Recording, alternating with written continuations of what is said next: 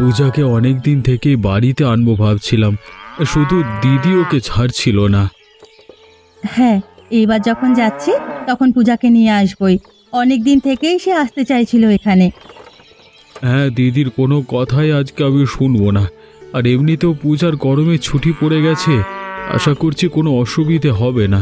কয়েকটা দিন একটু ঘুরতে যাব, নয়তো আমারও তো কাজের চাপে যাওয়া হয়ে উঠছে না দিদির বাড়িতে। তাই এবারে যখন সুযোগ পেলাম তাই বেরিয়ে পড়লাম। তোমাকে তো তাই কতবার বলেছি যে চলো একবার ঘুরে আসি, তুমি তো কোনো কথা শুনতে চাও না। আরে এত তাড়াতাড়ি কি বললে বেরোনো যায় নাকি? তুমি তো জানোই গ্রামের পরিস্থিতি কীরকম। ঘর বাড়ি জায়গা ছেড়ে চলে যাওয়া মানে বিপদ আসবে নির্ঘাত। হ্যাঁ, সেদিন তো পঞ্চানন বাবুর ঘর থেকে চুরি করতে এসেছিল। আমার কাছে চুরিগুলো কে করেছে বলতে পারবে? কে আবার? ওই খগেন আর হরি? খগেনের বউ অনেকটাই ভালো, তাই খগেনকে কিছু বলেও না। আরে লতা জানলে তো কিছু বলবে, সে তো নিজেই কিছু জানে না। এই যে আমরা বাড়ি ছেড়ে চলে এসেছি, আমাদের বাড়ি থেকে কিছু না আবার চুরি হয়ে যায়। হ্যাঁ, তোমার ওপর তো বেশ ভালোই রাগ ওর, তবে মনে হচ্ছে কিছু চুরি করবে না। অত বেশি চিন্তা করো না। এদিকে সন্ধে হয়ে যাচ্ছে, তাড়াতাড়ি পৌঁছতে পারলেই ভালো। হ্যাঁ, কালকে সকালেই আবার ফিরতে হবে।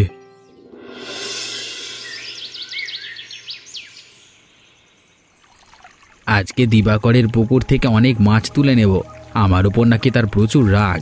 এবারে সেই রাগের প্রতিশোধ কিভাবে তুলতে হয় সেটা আমি দেখাবো। এহরি, তাড়াতাড়ি জালটা বের কর তো। হ্যাঁ, জাল বের করতে বললি কি জাল বের করা হয়ে যাবে? তুমি এত চিৎকার করছো কেন বলো তো? ওরা জেগে গেলে? তুই বেটা মূর্খই থেকে গেলি। আরে ওরা বাড়িতে নেই রে, কালকে সকালে ফিরবে। তাই তো আজকে রাত্রে আমি প্ল্যান করে পরিকল্পনা করলাম। তোর ওই গোবর মাথায় বুদ্ধি যদি সব ঢুকতো তাহলে অনেক লাভ হতো। বলো কি খগেনদা? তাহলে কালকে সকালে এসে যখন দেখবে তখন তো তারা নিজেরাই আকাশ থেকে পড়বে। সে আর বলতে। তবে আমি তো শুনেছি ওর বাড়িতে নাকি তার ভাগ্নি আসবে। আমার মনে হয় ওকে আনতে গেছে, কালকে সকালে ফিরবে। সে যাকে আনতে গেছে যাক না কেন, ফিরতে তো হবেই এখানে। তখন দেখবে মজা, কত ধানে কত চাল বুঝিয়ে দেব। আরে তুই বরং আর বেশি দেরি করিস না, আজকে যত পারা যায় মাছ তুলে নিতে হবে। খগেনদা, দিবাকরের বাড়িতে আমও তো ভালোই হয়েছে দেখছি, কয়েকটা পেরে নিই বরং। তোর লোভ আর গেল না বুঝলি। গতকাল পঞ্চাননের বাড়িতে গিয়েও একই কাজ করেছিলিস। আরে ওর বাড়িতে তো অনেক লোক ছিল, এর বাড়িতে তো কেউই নেই বলছো। সব কাজ একসঙ্গে করি পালিয়ে যাব, ধরতেই পারবে না। হোক, তাহলে উঠে পড় গাছটায়, তারপর নেমে মাছ ধরবি। আমারও কিন্তু ভাগ চাই খগেনদা। আরে দেবো রে দেবো, এত অধৈর্য হওয়ার কিছু নেই। আমি তোকে ভাগ দেবো না তা হয় নাকি? সেবার তুমি দাওনি। আরে অনেক বকবক করছিস, আর করতে হবে না। তাড়াতাড়ি কাজ শেষ করে বাড়ি চল।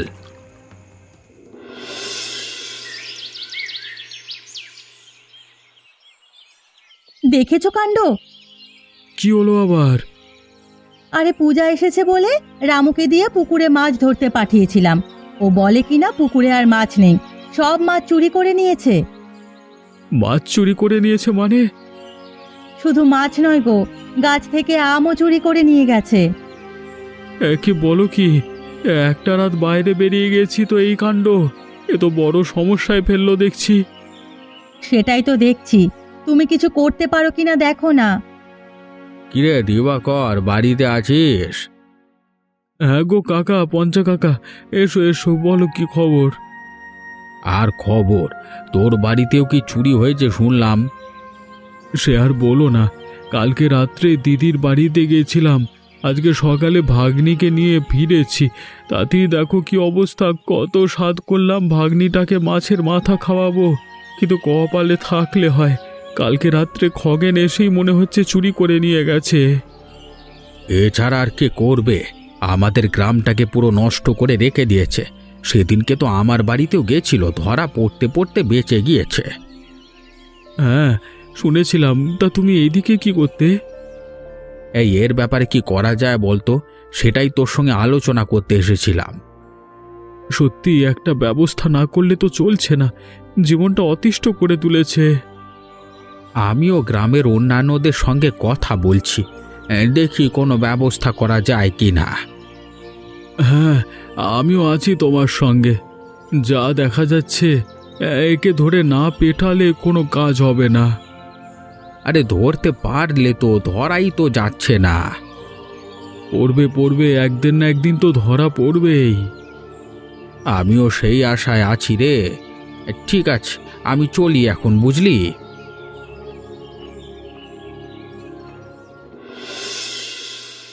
তুমি কি শুরু করেছো বলো তো? চারদিকে তোমার নামে শুধু কেচ্ছা আর কেচ্ছা। বাইরে বেরোনোর উপায় নেই। সারাক্ষণ চুরি ডাকাতি না করে কি তোমার সময় কাটে না? এই চুপ করো তো, আমি কি নিজের জন্য চুরি করেছি নাকি? টাকা তো তুমিও ভোগ করছো তার বেলায়। তুমি বেশি কথা বলো না তো। তোমার ওই চুরির টাকা আমার নিতে বইয়েই গেছে। ওই টাকা আমি ছুঁয়েও দেখি না। চুপ করো তো, এই গরমে ভর দুপুরবেলা চিৎকার করো না। বাবা, দোষ করবেন উনি আর কথা শুনবো আমি? ওসব হচ্ছে না। তুমি যদি এইসব কাজ চালিয়ে যাবে তাহলে আমি আজই বাপের বাড়ি চলে যাব, এই কিন্তু বলে রাখলাম। এই তুমি আমাকে বেশি জ্ঞান দিও না। কোন কাজটা করা ভালো আর কোন কাজটা করা খারাপ আমার জানা আছে। সারাক্ষণ অন্যান্যদের খারাপ ভাবা ছাড়া তোমার আর কোন কাজটা আছে বলতে পারো? এই চুরির টাকায় খাওয়াবে বলেই কি আমাকে বিয়ে করেছিলে? তুমি কিন্তু এবারে সীমা ছাড়িয়ে যাচ্ছ, চুপচাপ রান্না করতে যাও।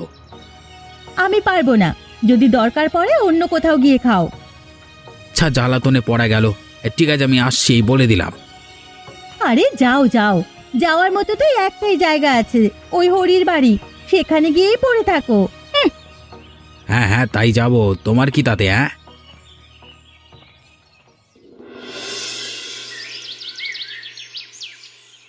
হরি বাড়িতে আছিস নাকি রে? এই হরি। আরে খগেন দা যে, তোমার কাছেই তো যাবো ভাবছিলাম। তা তুমি এই ভর দুপুরবেলা এখানে কি করতে? তোর বাড়িতে বাড়তি খাবার আছে কোনো? হ্যাঁ, তা তুমি খাবে নাকি? ও বুঝেছি, বৌদি মনে হয় তাড়িয়ে দিয়েছে। হ্যাঁ, তুই এত বকবক করিস না তো। যদি খাবার থাকে একটু বেড়ে দে খাবার। আরে ভেতরে এসো, ভেতরে এসো, বসো, এক্ষুনি বেড়ে দিচ্ছি। শোন শোন, একটা জরুরি কথা বলবার আছে। কি বলো?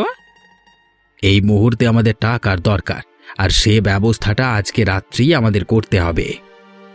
আজকে রাত্রে? কোথায় যাবে? এই মাত্র রাস্তা দিয়ে আসবার সময় শুনে এলাম গ্রামের পঞ্চায়েতের অফিসে নতুন রাস্তা করবার জন্য টাকা এসেছে। পঞ্চায়েত প্রধানের ওই চেলাকে মেরে আজকে রাত্রে ওর কাছ থেকে টাকাগুলো আদায় করে নিতে হবে। আরে বাহ, তোমাকে তো এই কথাটা বলবার জন্যই যাব ভাবছিলাম। বুদ্ধিটা বেশ ভালো। শুধু চুরি করলেই হবে না, টাকাগুলো চুরি করবার পর আমাদেরকে লুকিয়ে রাখতে হবে কোথাও। কোথায় রাখবে কিছু ভেবেছো? হ্যাঁ, এই গ্রামের পুকুরের পাশে। ওই বড় পুকুর? হ্যাঁ, সেদিকে রাত্রিবেলায় অন্ধকার থাকবার ফলে কেউ যায় না। ওই জায়গাটাকেই আমাদের কাজে লাগাতে হবে। বেশ, তাহলে আজকে রাত্রেই আমাদের কাজটা শেষ করে ফেলতে হবে। হ্যাঁ, তবে টাকা লুকানোর কাজ আজকে করা যাবে না, হয়তো কালকে রাত্রে করব। আর যা বুঝেছি, অত টাকা পেলে আমাদের আর ভাবতে হবে না। দরকার পড়লে গ্রাম ছেড়ে পালিয়ে যাব, আরামে শুয়ে বসে কাটানো যাবে দিন। ঠিক আছে, তা আমি কত ভাগ পাবো? এই তোর এক বদ অভ্যেস। আগে কাজগুলো নয় শুধু কত পাবো আর কত পাবো এসব, আগে আমাদের চুরিটা তো করা হোক ভালো করে। ঠিক আছে বাবা, ঠিক আছে, অত রাগের দরকার নেই। আমি খেতে পাচ্ছি, বসো। শোন মন দিয়ে, আমি গিয়ে প্রথমে দরজায় কড়া নাড়ব। তখনই রতন বেরোবে, আর ঠিক তখন সেই সময় তুই পাশ থেকে তার মাথায় লাঠির বাড়ি মারবি, সে অজ্ঞান হয়ে পড়ে যাবে। আর যদি তাতে কাজ না হয়? তাহলে তখনই মারপিট করতে হবে। দুজন আছি তো, ঠিক ওকে ঘায়েল করতে পারবো। ঠিক আছে, তুমি শুরু করো। কে? যাচ্ছি। তৈরি থাক, তৈরি থাক। আছি আছি।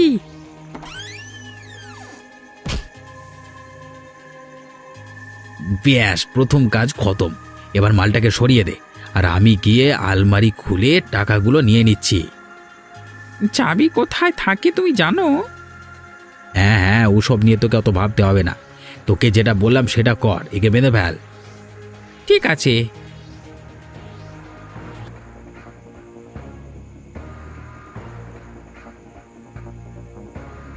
কিরে, তোর কাজ হয়েছে? হ্যাঁ হ্যাঁ, চলো চলো। চল, টাকা পয়সা যা নেওয়া নিয়ে নিয়েছি। বেশ, আর এখানে দেরি করা ঠিক হবে না, যে কোনো সময় কেউ চলে আসতে পারে। কালকে সকালের আগে কেউ আর জানতে পারছে না, এইটুকু নিশ্চিত। আর কথা বাড়িয়ে এখানে লাভ নেই। দরজাটা আস্তে করে লাগিয়ে দে। এর যতক্ষণে জ্ঞান ভাঙবে ততক্ষণ আমরা উদাও।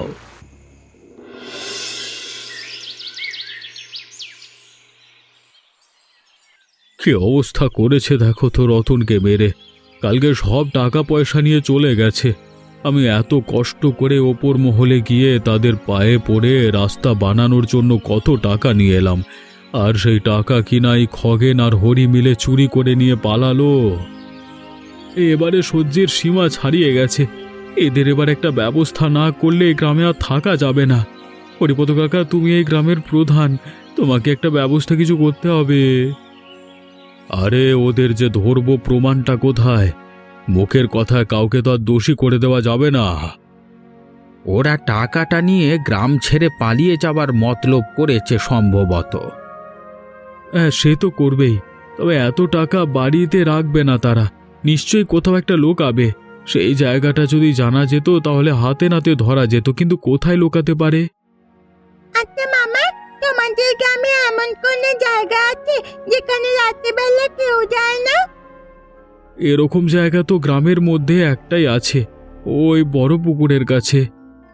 তাহলে আমার মন বলছে ওখানেই ওরা টাকা পয়সাগুলো লুকিয়ে রাখবে। আমারও মনে হচ্ছে পূজা ঠিক কথাই বলেছে, আজকে রাত্রে ওরা লুকুতে পারে। বেশ বেশ, তাহলে আজকে রাত্রি আমরা ওই পুকুর ঘাটের কাছে গিয়ে লুকিয়ে থাকব। ওদেরকে দেখলেই ধরে ফেলব। আবার তো বাবা বয়স হয়েছে, আমি তো আজকে যেতে পারবো না। তোরা যা, গিয়ে দেখ কিছু করতে পারিস কিনা। ও নিয়ে তুমি ভেবো না কাকা, একটা না একটা ব্যবস্থা করবই। ওদেরকে ধরে আমার কাছে বেঁধে নিয়ে আসবি, তারপর কি করতে হয় আমি বলবো। ঠিক আছে। এহরি, তাড়াতাড়ি মাটিটা খুঁড়ে ফেল। টাকাগুলো তাড়াতাড়ি লুকিয়ে ফেলতে হবে, নয়তো এখনই কেউ চলে আসতে মুশকিল। ঠিক আছে, তুমি আমাকে শাবলটা দাও। এই ধর, আমি দেখছি কেউ কোথাও আছে নাকি।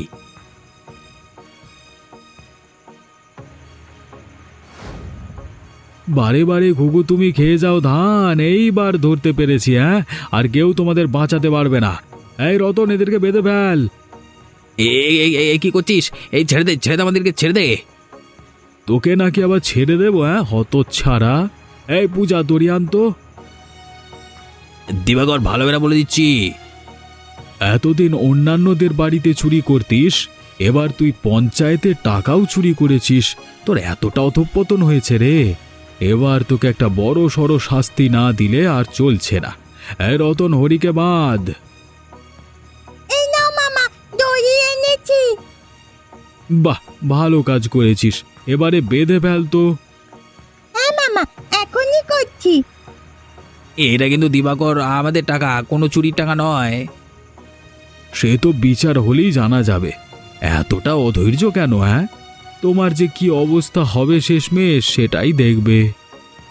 হ্যাঁ, কাজটা কিন্তু ভালো করলি না তোরা। ও তাই নাকি? আর তোমরা যখন কালকে রাত্রে আমাকে মেরে টাকাগুলো চুরি করেছিলে, সেটা কি ভালো কাজ করেছিলে? আজকে এসে যে সেগুলো লুকিয়ে দিতে? আরে ভেবেছো আমরা কিছুই জানতে পারবো না? আজকে এর বাড়ি, কালকে ওর বাড়ি চুরি, আরে এখন পঞ্চায়েতের টাকাও চুরি করেছো। তোমার তো ফাঁসি হওয়ারই কথা। মুখ সামলে কথা বল রতন, প্রমাণ কি আছে? তোর মুখ দেখলেই যে কেউ বুঝে যাবে যে তুই কি করেছিস। তার জন্য কোনো প্রমাণ লাগে না। কালকে সকালে তোদের বিচার হবে। এই, এদেরকে নিয়ে চল।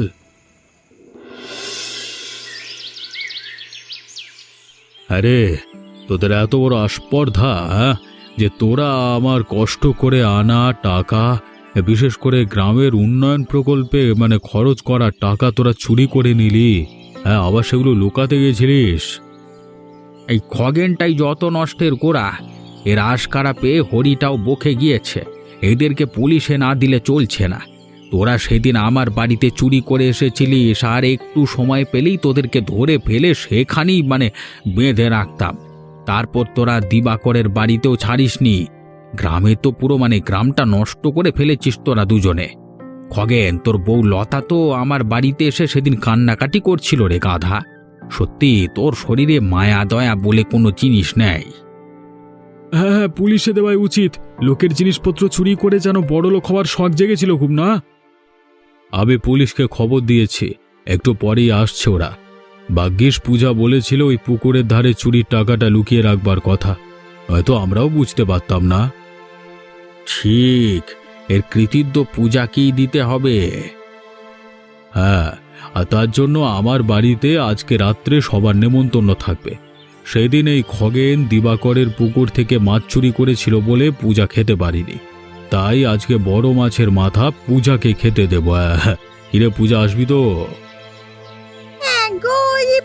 দাদু, রতন, যতক্ষণ না পুলিশ আসছে এদেরকে এখানে বন্দি করে রাখো। পারলে ঘরের ভেতর ঢুকিয়ে দরজায় তালা লাগিয়ে দাও। পুলিশ আসলে আবার আমাকে খবর দেবে। ঠিক আছে।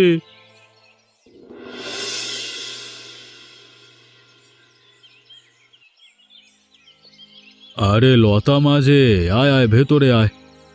আপনি আমাদের বাঁচান হরিপদ কাকা। কেন রে, কি হয়েছে? গ্রামের মানুষজন আমাকে আর আমার ছেলেকে মানুষ বলে গণ্য করছে না, যেখানেই যাচ্ছে তাড়িয়ে দিচ্ছে। কি করব বলুন তো আমি? আমিও বুঝতে পারছি রে, কিন্তু আমারও যে হাত পা বাঁধা। খগেন এমন সব কাণ্ড করেছে, তাকে শাস্তি না দিলেই নয়। তাকে শাস্তি দিয়েছেন, বের করেছেন, ওর শাস্তি পাওয়ারই যোগ্য। কিন্তু তা বলে আমাদেরও কি না খেতে পেয়ে মরতে হবে কাকা? কেউ আমাকে কাজে নিচ্ছে না, একটা কোনো ব্যবস্থা আপনি করে দিন। আচ্ছা দাঁড়া, দেখছি। শোন, তুই নয়তো আমার বাড়িতেই কাজ কর। মাস গেলে আমি মাইনে দিয়ে দেব তোকে। খগেন এলে ওকে বাড়িতে ঢুকতে দিবি না। না না কাকা, ওসব নিয়ে একদম ভেবো না। তুমি শুধু আমাদের একটু দেখো, এরপর না খেতে পেয়ে পথে বসতে হবে। তোর তো কাজের ব্যবস্থা করে দিলাম আমি, নয়তো গ্রামের সবাইকে বলে দেব তোদের সাথে ওরকম ব্যবহার করতে না, বুঝলে? আপনিও একটু সাবধানে থাকবেন। শুনলাম সে নাকি পুলিশের কাছ থেকে ছাড়া পেয়ে গেছে। এবারে তার গ্রামে ঢোকা বন্ধ করে দেব। আপনি গ্রামের প্রধান, সে আপনি যা ভালো বুঝবেন করবেন। আমার সঙ্গে ওর কোনো সম্পর্ক নেই। বেশ বেশ, তোরাও সাবধানে থাকিস।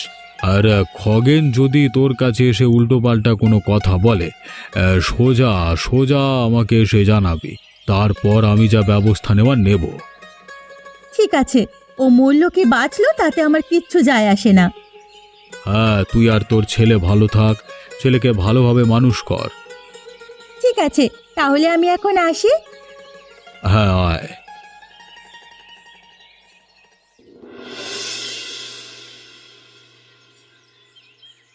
তুই আবার এসেছিস খগেন? হ্যাঁ, তোকে এখানে আসতে বারণ করা হয়েছিল না? ভুলে গেছে বাবু, আমি আর জীবনও কাজে যাব না। এবার ভালো কাজ করব, আমাকে একটা সুযোগ দিন। সুযোগ? আবার তোকে? হ্যাঁ, এই মুহূর্তে বাড়ি থেকে বেরো। আমাকে একটা কাজ দিন বাবু, সত্যি বলছি, আর ওসব চুরি করব না, এবার ভালো হয়ে যাব। কোন দিকে সূর্য উঠলো রে বাবা? আমার কাছে কাজ নাই, বেরিয়ে যা। তুই পুলিশের কাছে যা। তুই পুলিশের কাছে ছাড়া পেলেই বা কি করে? কিরে হরিপদ, চিৎকার করছিস কেন? আর দেখ না, খগেন আবার এসেছে এখানে, বলে নাকি কাজ দিতে। বাবু নাকি ভালো হয়ে যাবে। হ্যাঁ রে খগেন, তুই এখানে কি করতে এসেছিস? পঞ্চানন কাকা, আমি সত্যি বলছি, আমি ওসব কাজ করা ছেড়ে দিয়েছি, বিশ্বাস করো। তোকে কি দেখে বিশ্বাস করব বলতে পারিস? যা যা, এখানে কোনো কাজ পাওয়া যাচ্ছে না। তোর স্ত্রী এদিক সেদিক কাজ করতে গিয়ে হিমশিম খেয়ে যাচ্ছে, কষ্ট করে ছেলেটাকে মানুষ করবার চেষ্টা করছে, আর তুই এসেছিস ঝগড়া দিতে? হ্যাঁ, একটিবারের জন্য আমার কথাগুলো শুনে দেখো, আমি সত্যি বলছি, আমি কারো ক্ষতি করব না। তুই আমার কাছ থেকে যাবি না আমি লোক ডেকে তোকে মার খাওয়াবো? তোকে কাজে রাখবো, আবার তুই একটা কোনো চুরি ডাকাতি করবি, তারপর লোক আমার কাছে সে নিয়ে আসবে তোর শাস্তির জন্য। অত ঝামেলা আমি আর নিতে পারবো না ভাই। এই তুই এখান থেকে যা যা, আর কাজ খুঁজতে হলে গ্রাম ছেড়ে বেরিয়ে যা। হ্যাঁ হ্যাঁ হ্যাঁ, ঠিক ঠিক।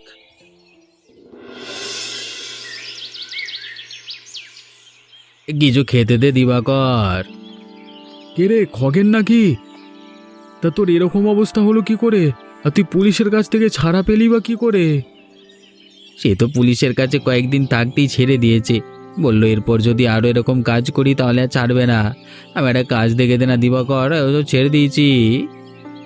দেখ, সূর্য যদি বলে চাঁদকে আলো দেবে না, তাহলে আমিও সেটা মেনে নেব, কিন্তু তোর এই কথা আমি বিশ্বাস করতে পারলাম না।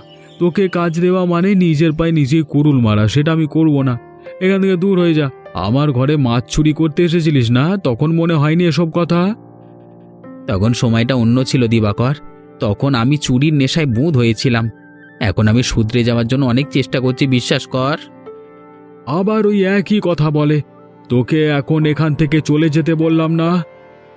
সারাদিন পেটে কিছু পড়েনি, কেউ কোনো কাজ দিচ্ছে না, খেতেও দিচ্ছে না, একটু অন্তত জল দে।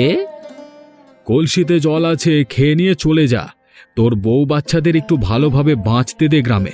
তুই ধরা পড়বার পর ওদের অবস্থা অনেকটাই খারাপ হয়ে গেছিল। ভাগ্যিস হরিপদ কাকা কাজটা কাজে রেখে দিল, নাহলে যে কি হতো কে জানে। ভাই ভাই আমাকে একটা কাজ দেখে দে না তুই। তুই যা বলবি তাই করব, শুধু দুবেলা দুমুঠো খাবার দিলেই হবে। তোকে তো বারবার বলছি এখানে কোনো কাজ নেই, শুনছিস না কেন? আরে চলে যা এখান থেকে, ভালো ভালো চলে যা, নয়তো আমাকে অন্য রাস্তা দেখতে হবে। ঠিক আছে ঠিক আছে, মনে থাকবে এই কথা রে ভাই, মনে থাকবে।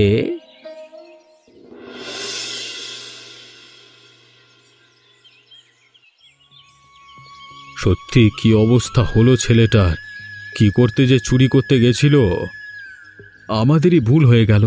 ওকে যদি একটু কাজ দেওয়া যেত। জানবো কি করে তখন? আরে ওকে তো রাস্তায় পড়ে থাকতে দেখে তুলে আনলাম এখানে পঞ্চায়েত অফিসে, খেতেও দিলাম। ডাক্তার এসে দেখে গেল, বলল আর বাঁচবার আশা কম। জানতাম এরকমই কিছু একটা হবে ওর জীবনে। তুই এত ভাবিস না রে, আমরা সবাই আছি তোর পাশে। খগেন তার নিজের শাস্তি নিজেই পাচ্ছে। হরিপদর নারীটা দেখো দেখি। না, আর বেঁচে নাই, মারা গেছে। এতক্ষণ অজ্ঞান হয়ে পড়েছিল।